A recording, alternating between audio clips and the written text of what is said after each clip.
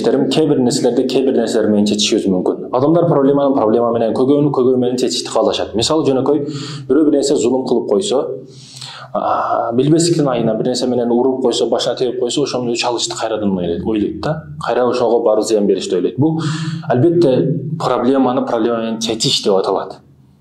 Аны кечирүү, ага карата бир жакшылык кылуу же жакшылык кылса ал дос болуп калыш тууралуу нерселерди ойлобойт. Себеби адамдар дайым бир зыян келген учурда аны кайра жообун беришке аракет кылат.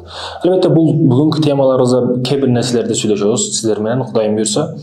Албетте бул темалар бизге өтө жакындан таныш болгондуктан биз көзүбүз менен көргөн нерселердин бардыгына ишене бербейбиз.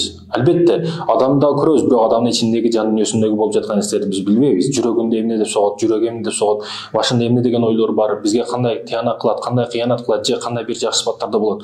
Албетте биринчи адамды көргөн учурда эле адамдын башынан аягынан бир карайт. Мусулман адам бир карайт баам парасаты менен. Алдап кетпейби, сатып кетпейби, таштап кетпейби, эртең бир жеп кетпейби деген маселеде бир тиктеп карайт. Бүгүн сизди 10 000 сом менен бирөө алдап кетсе, бир жакын досуңуз, бир таанышыңыз айтор сизди 10 000 сом алдап кетти. Мисалы үчүн 1000 сом алды бир досуңуз, ошону бербей койду. Бербей койгон жакшы болду. Себеби Кудай Таала сизди көбүрөөк андан дагы чоңураак проблемадан сактап калды. Эгерде ал досуңуз сиздин алдыңызда иштеп жүрүп эртең чоңураак компания ачып, чоңураак бир бизнес ачып сиздин алдыңызда болгон учурда, ал компания чоңойгон учурда сизди $10,000 же 10 миллион сомго түшүрүп коюшу толук түрдө мүмкүн эле. Бүгүн сизди 1000 сом алдап кетти, бул сиз үчүн жакшы. Себеби сиз 1000 сом алдадыңыз, эртең андан дагы чоңураак суммага сизди алдабагандыгы үчүн ошого чейин Кудай Таала сиздин бактыңызды ачып койгонуна сиз шүгүр кылышыңыз керек. Ал досторду алысыраак кылып койгонуна сиз шүгүр кылышыңыз керек. Бүгүн жакшы жашоодо жашайт экенбиз. Ар кандай сыноолор башыбызга кире берет. Бизнес кылам десең, биринчи баштаганда окшобой калат, биринчи иш баштаганда ийгиликке жетпей каласың. Эч бир ишиң окшобош толук түрдө мүмкүн. Себеби бул жашоо сыноо жашоосу. Элестетиңиз, сиз калган нерсе бардык нерсе болуп калып атат. Сиз ойлогон нерсе бардык нерсеси ишке ашып атат. Анда акчанын кадыры каяка кетет? Акча үчүн биз валюта үчүн аракет кылабыз, эмне мааниси болуп калат анда? Маанисиз.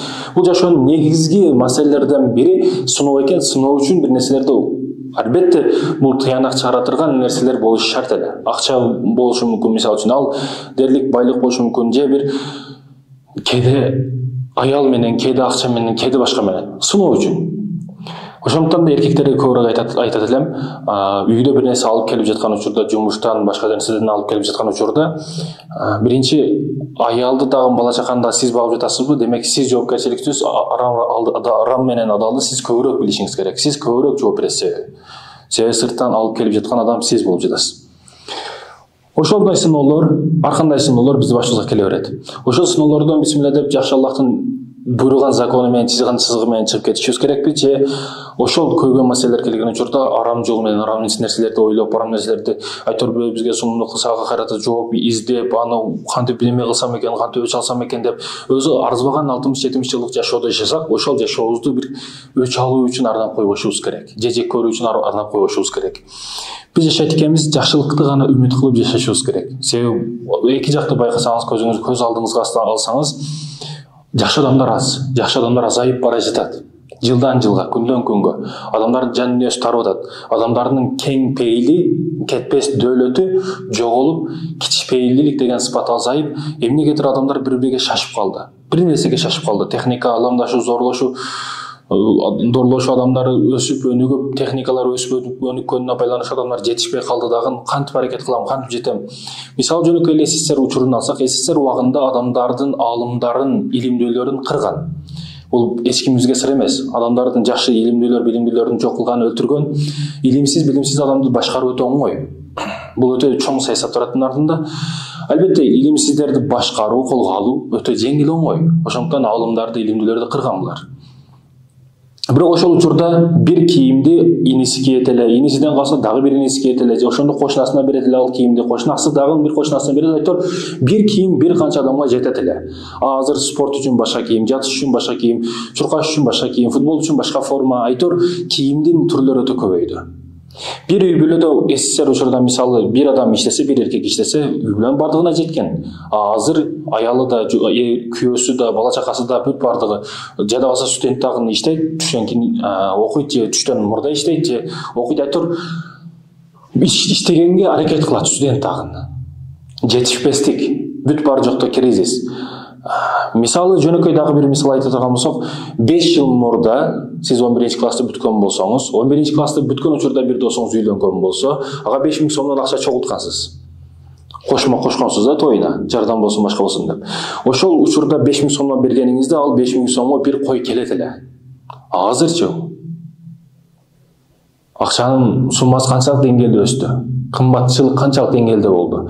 Ошол учурда 5000 сомго бир кой берсе, азыр 15000 сом бир кошкор.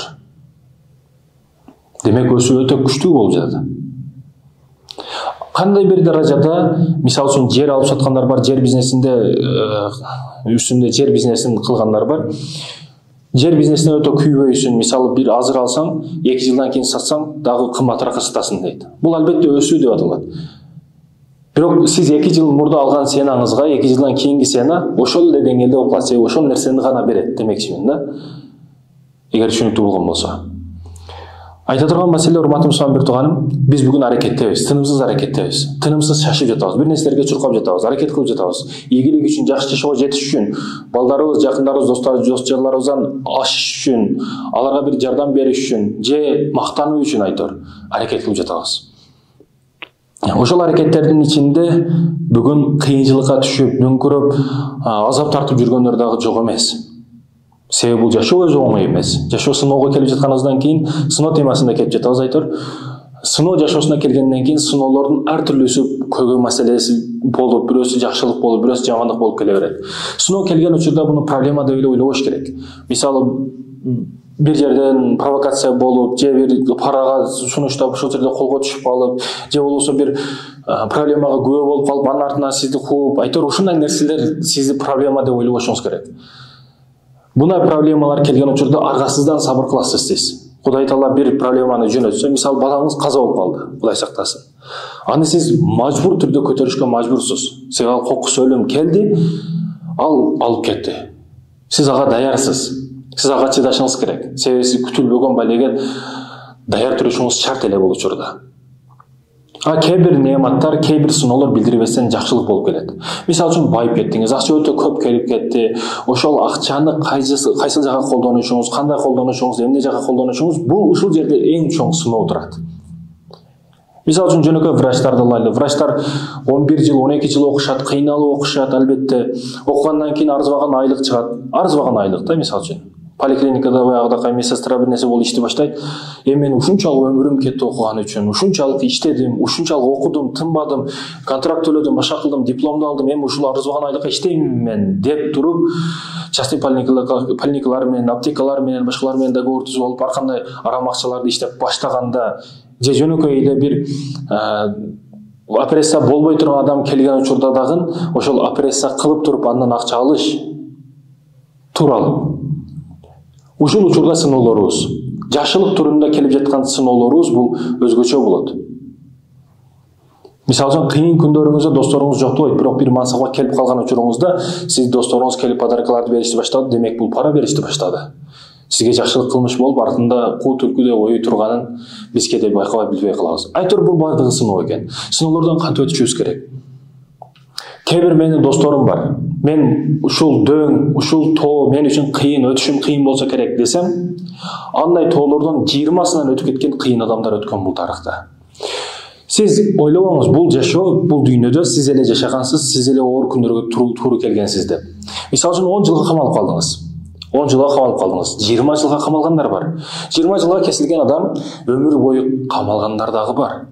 Өмүр бою камалган адам ойлонуш керек, ой багытын турдулаш керек. Балки макталып чыгып кетиши мүмкүн.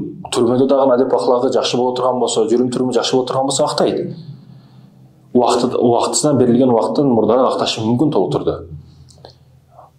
Өмүр бою кесилген адам өзүн өлтүрүш керек деген эмес бул. Өмүр бою өлгөнүм жакшы мындан көрө деп туруп өлтүргөн бул эң туура эмес акмакчылык. Бул келип жаткан сыноолор. Өмүр бою түрмө бергени жакшыраак өлүмдөн көрө, сизди дароо өлтүргөндөн көрө. Өлүм жасап чыкса эмне демексиз. Мисалы үчүн кредит кыйнап жатса, кредит алып, кредиторлор келип дарбазаңызды кылдап, үйүңүзгө ичиге чейин кирип келип, балдарыңыз алдында шерменде кылып, өзүңүз шерменде кылып, үйдү бересиң, башка кыласың деп жаткан болсо, бул албетте өзүңүздүн күнөөңүз. Эмнеге? Эмне үчүн? Албетте сизди буну ал деп эч ким биринчиден мажбурлаган эмес. Кредит арамдыгын өзүңүз дагы билгенсиз, деңгээлин билгенсиз, канчалык кыйынчылык менен баштаганыңызды билгенсиз. Бизнес башташ үчүн бирөөлөр кредит алат. Бирок баштаган иштин окшобой калыш проценти 99%. 99% түзөт. Эгерде бир бизнести баштаган учурда аны билбейсиң, эч оң сол жагы кайсыл жерден келсең, кайсы эшиктен чыгасың, аны билбейсиң. Ошондуктан кредит алып баштаган бизнес бул 90% окшобой калышы мүмкүн. Бирок ошону билип туруп баштаганда ал өмүр бою карыз төлөп калышы дагы мүмкүн. Ошондуктан ал кредит маселесине кирген учурда ал сизге албетте мажбурлайт, албетте артыңыздан кубат, буга өзүңүз гана күнөөлөсүз. Кимди күнөөлөшүңүз мүмкүн? Бүгүн адамдар жакындарынан күнөө издейт. Ата-энем муну бербеди, жакындарым муну бербеди, мамлекет муну бербеди, президент муну бербеди, бийлик муну бербеди деп мага эч ким эч нерсе бербеди деп айтор арыздангандар өтө көп. Бирок мындай баам-парасаттуу акылыбызды иштете турган болсок, англис тил үйрөнүш үчүн бизге өтө шанстар көп, мүмкүнчүлүктөр көп. Интернетте саартан кечке келип кино көргөн убактыбызды эсептесек өтө көп болуп жагат. Жакшылык үчүн, спорт үчүн, көнүгүүлөр үчүн, китеп окуу үчүн убактыбызды жазсак, арзыбаган убакыт болуп калат да. Эмне сизге англис тилди үйрөн, жакшы адам бол, адеп акылактуу бол деп президент айтыш керекпи? Же бийликтен приказ чыгарып кагаз берип, нотариустан печать басып сизге алып келип бериш керекпи? Же кыздар менен сүйлөшпө, телефонун чукулаба, клип көрбө, кино көрбө, бекерчи болбо, айтор жакшы иштерди кыл. Бирөөнүн чыгарып койгон продукциясын жей турган адам эмес, сен продукция бере турган адам бол деп бирөө келип айтыш керекпи сизге? Сиз аны билесиз. Сиз аны өтө жакшы билесиз. Менден дагы, башкалардан дагы өтө жакшы билесиз. Сиз ошого өзүңүз аракет кылбайсыз. Муну кылба, аны кыл. Муну кылсаң ушундай болот, ушундай жолго барасың. Bunday көчө менен барсаң тупик болот, тупиктен өтө албайсың. Мындай жолду ак жолду табасың деген нерселерди айтышы шарт эмес эч ким. Себеби муну өзүңүз дагы өтө жакшы билесиз. Америка мисалы үчүн өнүккөн өлкөлөрдө жаш балдарга өтө 20 жыл иштеген, өтө күчтүү көп жылдык тажрыйбалары бар полиция, милицияларды жаш балдар менен иштеш үчүн коёт да. Бизде мисалы үчүн башка мындай өлкөлөрдө баягы жаңы келген сержанттарды, жаңы ишке келип жаткандарды баягы жаш балдар менен иштеш үчүн коюп коет да. Бирок жаш бала бар жокту билип турат ал. Аларды алдап коет да кээде. Ошол жаңы келген милицияларды алдап коет. Өнүккөн Америка башка мамлекеттер болсо, аларда тажрыйбалуу, иштеп билген, өтө көп точкаларды билген, өтө көп согуштарга баягы атышмаларга кирип чыккан тажрыйбасы күчтүүлөрдү коет. Эмне үчүн? Себеби баланы ошол жактан тарбияласын деген максатта коет да. Бизге айтып жаткан, келип жаткан бул нерселер албетте сыноо. Бардыгы сыноо. Мисалы үчүн жаштык кезим өтө кыйынчылыкты өткөн мен. Бирөөлөр айтат, жаштык кезиме кайтып калсам экен, жаштык кезимди сагындым, балалыгымды сагындым. Балалыктагы дартым ушул тиземдеги жарам эле, башка дартым жок эле деп айтат да.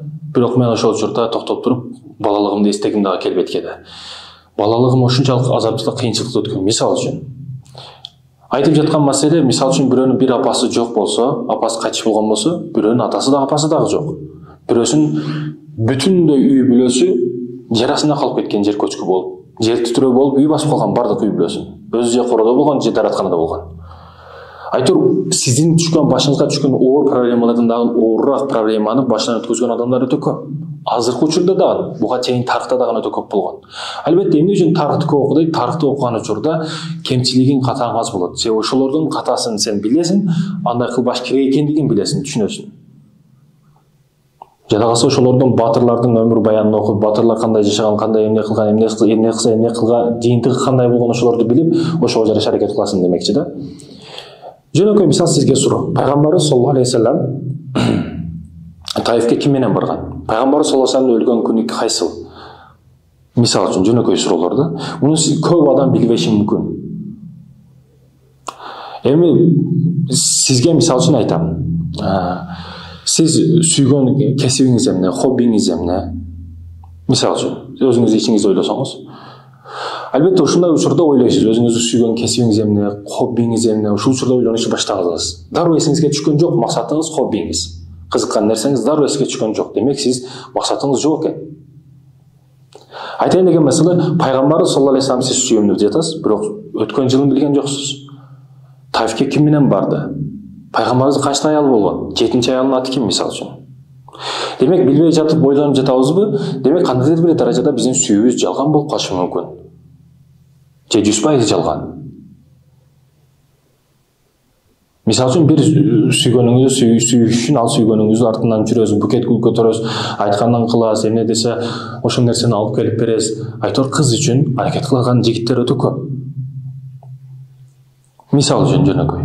Телефон алыш үчүн телефонго аракет кылат. Акча жыйнайт, кредит баягыдагы ипотека бир нерселер чыккан, азыр ошолорго чейин кредит менен алгандар дагы өтө көп. Телефонго жетиш үчүн айфонду кууп, айфонду жаңысы чыкса дагы ошону кредитке алып, дагы жаңысы чыкса дагы айтор психологик жактан бул ооруп калган ошол телефон үчүн.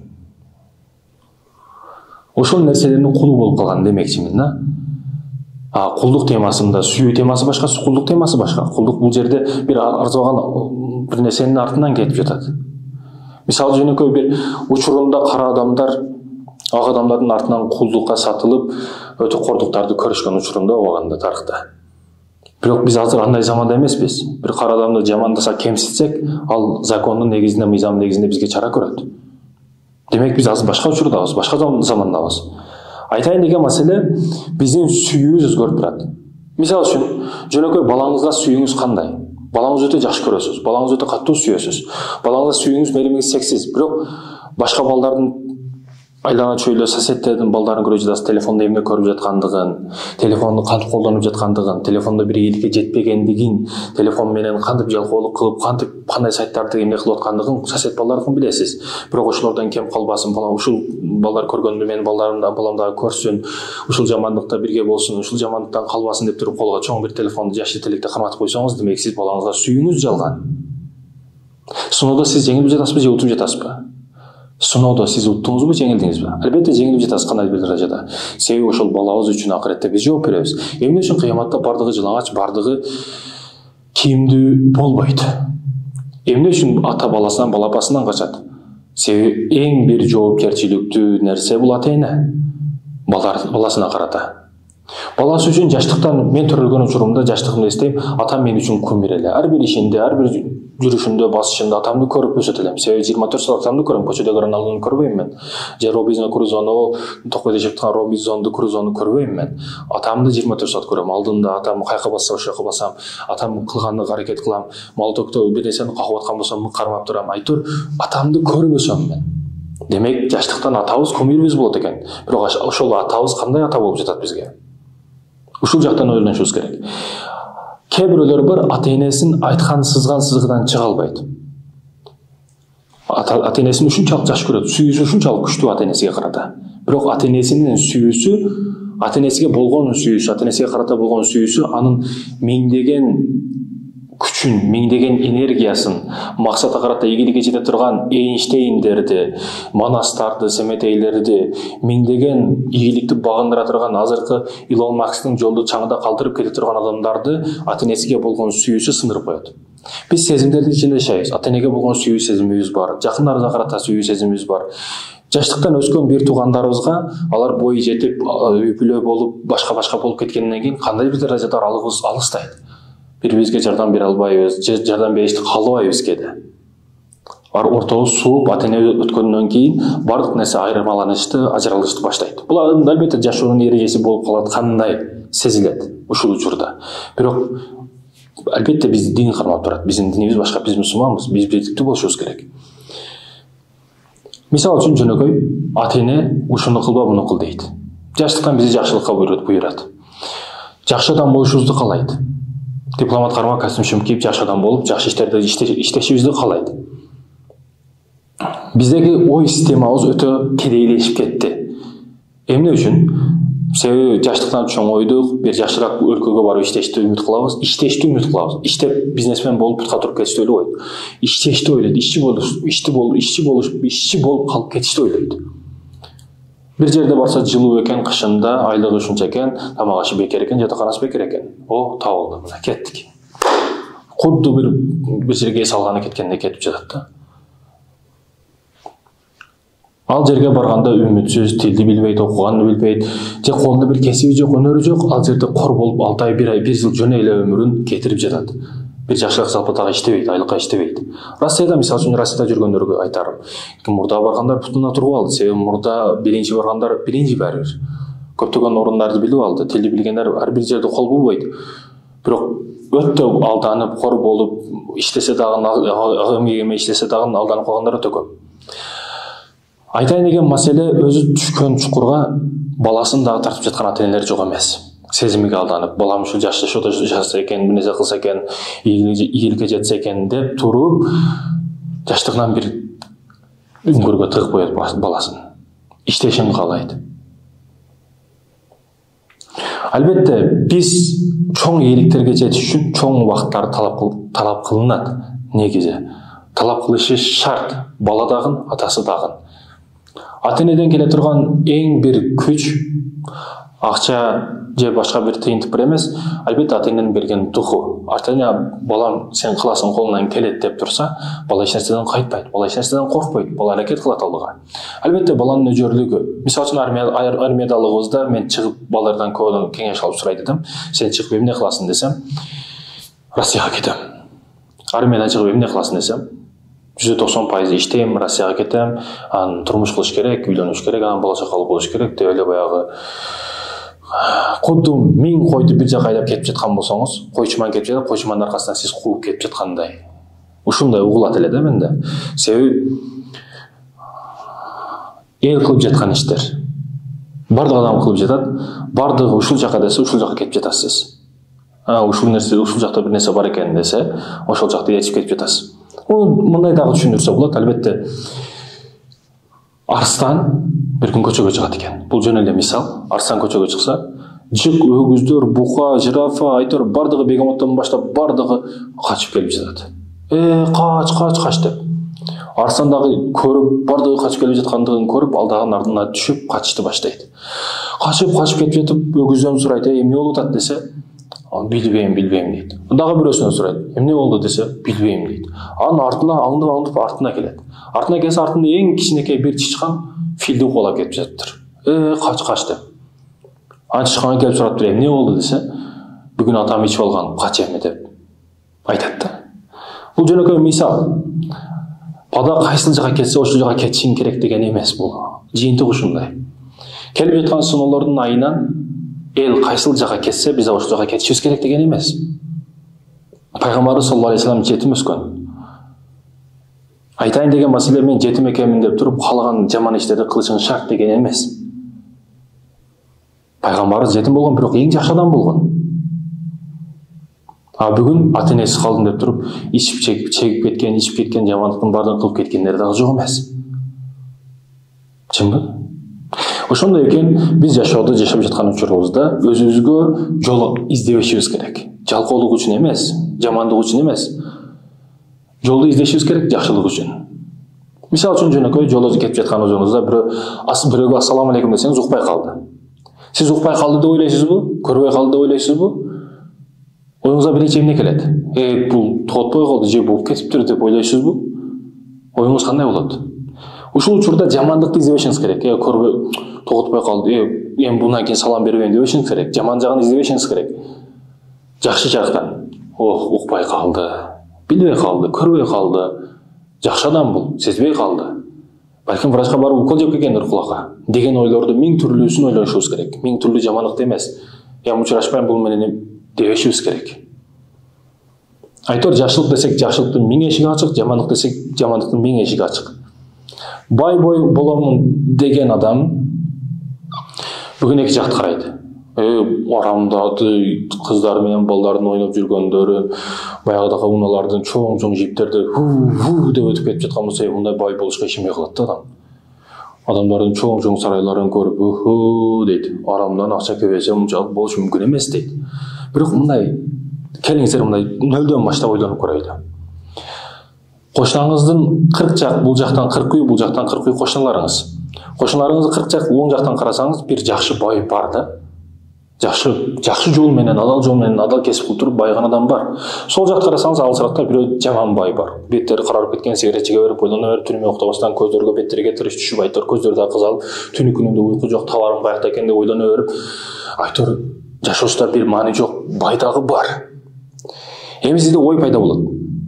Эки жакты чөйрөнү көрүп туруп, жыргалчылыкта, мисалы үчүн Бишкекке келген учурда бир кыз бир бала боло туруп алып машинада, балким эжеси, балким карындашы бир жерге алып кетип жаткан болушу дагы мүмкүн.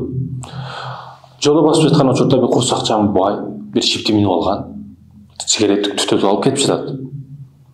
Же бир кафени, ресторанды көрүп калдыңыз, ал жерде бүт баягыдай түтөтмөй сигареттерди чегип отурушат. Ал жерге акчасы кичинекей адам кире албайт, отура албайт ал жерде. Акча көбүрөөк болуш керек ал үчүн. Бирөөнү алып келиш үчүн өтө көп акча болуш керек. Ошол учурда ошол жамандыктарды элестерин көрүп психолог жактан бузуш баштайсыз. Арам жол менен гана байыш мүмкүн. Арамдан байыш тез жана оңой. Арамдан байбаса болбойт. Адал жол менен аз байыш мүмкүн эмес деп туруп өзүңүзгө причина, өзүңүз ой чыгарып, өзүңүздүн суроолоруңузга өзүңүз жооп табылмыш болуп, жүрөгүңүз, кулуңуз кичине толгондой болот. Бирок сиз оң жактагы кошунанын үйүн караңыз. Ал адал жол менен байды. Айтайын деген болсо, точка чекити ушул жерде турат. Сиз кимге барып шагирт түшөсүз? Адал жол менен байган адамга же арам жол менен байган адамга? Эгер адалга барсаңыз, албетте адал жол менен байышыңыз толтурду мүмкүн. Арамга байсаңыз, арамга барсаңыз, арам адам менен жүрүп, арамдын даамын татып, арамдын ичине кирип кетишиңиз толтурду мүмкүн.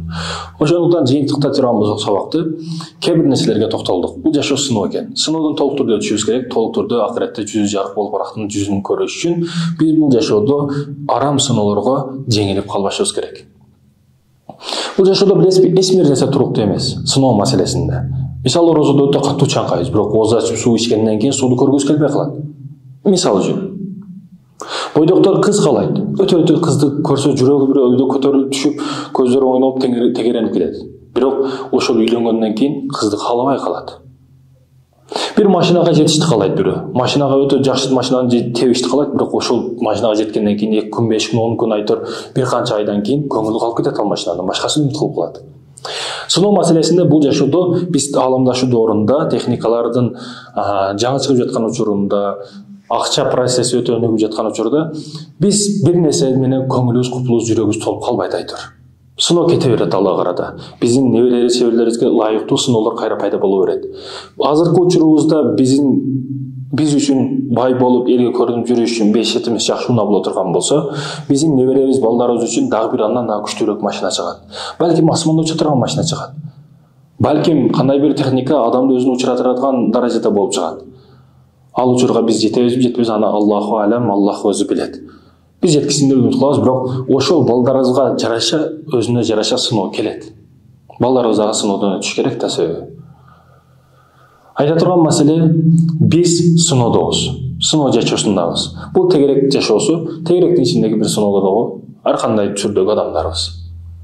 Мисалы үчүн мээбиз менен биз ойлоп тапкан флешка канча 30 гигабайт мисалы үчүн. Канчалаган ырлар, канчалаган клиптер, канчалаган кинолор басып кетет мисалы үчүн ичине.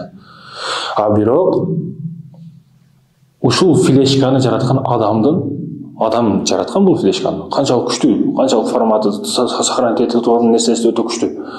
Аллах жараткан мээбиз өтө күчтүү биздики. Канчалаган нерселерди сохранить кылып коет, канчалаган нерселерди ичине камтып коет.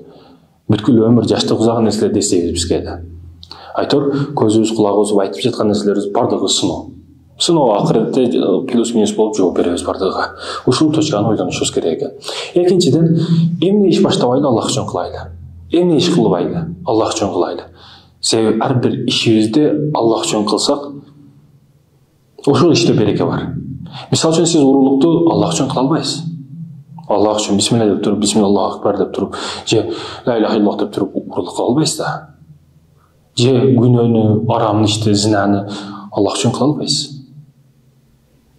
Бисмиллахир-рахманир-рахим деп туруп башталган иш адал эле болот, арамдан болбойт. Демек көрдүңүз, ар бир нерсени Аллах үчүн, Аллахтын ыраазычылыгы үчүн ниет коюп туруп кылышыбыз керек экен.